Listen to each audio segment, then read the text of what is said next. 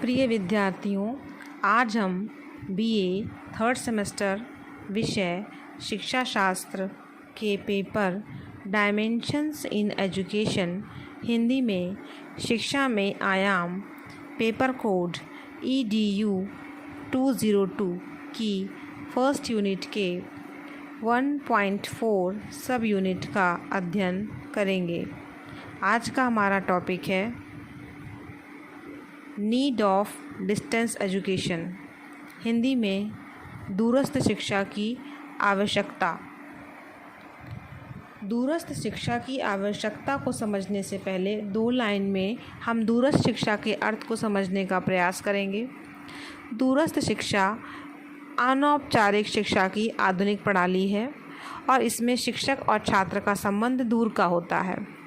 तकनीकी के माध्यम से शिक्षक छात्र को विषय वस्तु प्रदान करते हैं और बालक अपने घर में अपनी सुविधा के अनुसार, अपनी गति के अनुसार, अपने समय के अनुसार अध्ययन करता है। इसीलिए ये व्यवस्था लचीली है। अब हम दूरस्थ शिक्षा की आवश्यकता के लिए 10 बिंदु का यहाँ पर वर्णन करेंगे। दूरस्थ शिक्षा की आवश्यकता के लिए पहला पॉइंट है, दूरस्थ शिक्षा द्वारा नवीन परिवर्तनों को समाहित करना संभव हुआ है। इस कारण इसके द्वारा ज्ञान को अधुनातन बनाए रखने में सहायता मिलती है।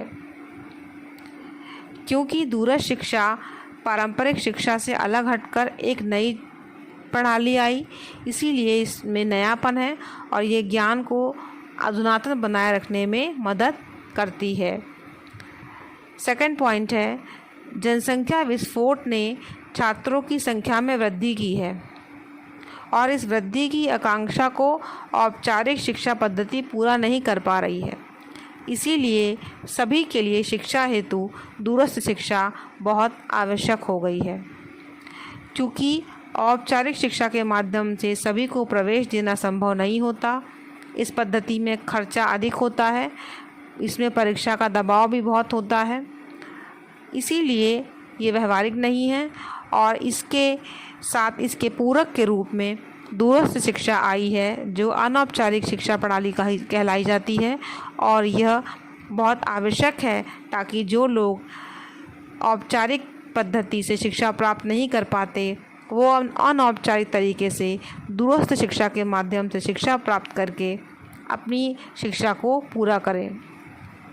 तीसरा पॉइंट है, दूरस्थ शिक्षा द्वारा विभिन्न छात्रों की विभिन्न आवश्यकताओं को पूरा करना संभव हुआ है।